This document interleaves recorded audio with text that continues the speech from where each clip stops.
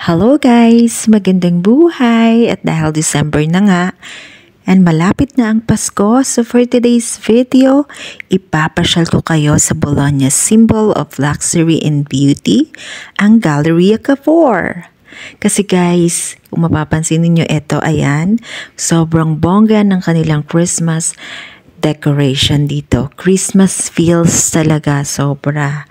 So, ang Galleria Cavour, guys, is an elegant shopping gallery in the heart of Bologna that houses the world's most prestigious and exclusive fashion and high jewelry brands. So, ayan guys, habang nagsha-shopping ka, maglalakad ka sa red carpet. Ayan. Yan, di ba guys, naka-red carpet talaga at sobrang elegante and sobrang bongga ng kanilang Christmas decorations dito. Ayan guys, kung mapapansin ninyo, andyan ng Louis Vuitton, ang Tiffany & Company, na sobrang ganda ng Christmas decorations guys sa loob ng kanilang boutique. And hindi ko na rin guys nakunan sa labas, andun ang Hermes Boutique. Ayan. And ang daming local and foreign tourists na pumupunta talaga dito, nagvi-video at nagpi-picture kasi sobrang ganda talaga niya guys and elegante. So, ayan, Bottega Veneta.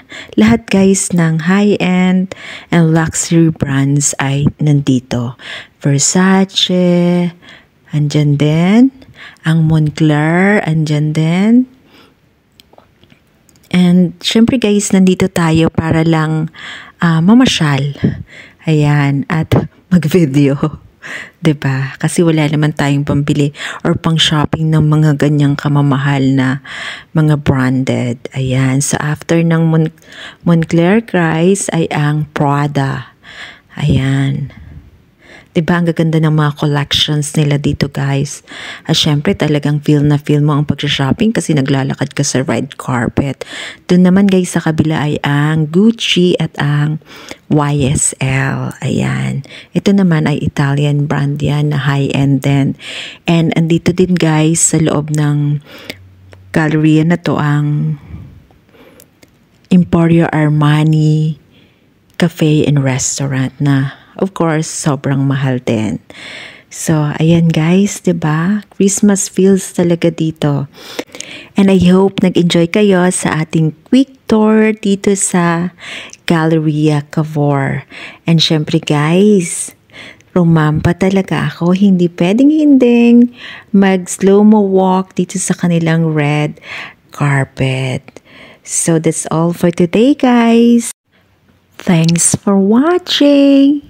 And please don't forget to follow for more.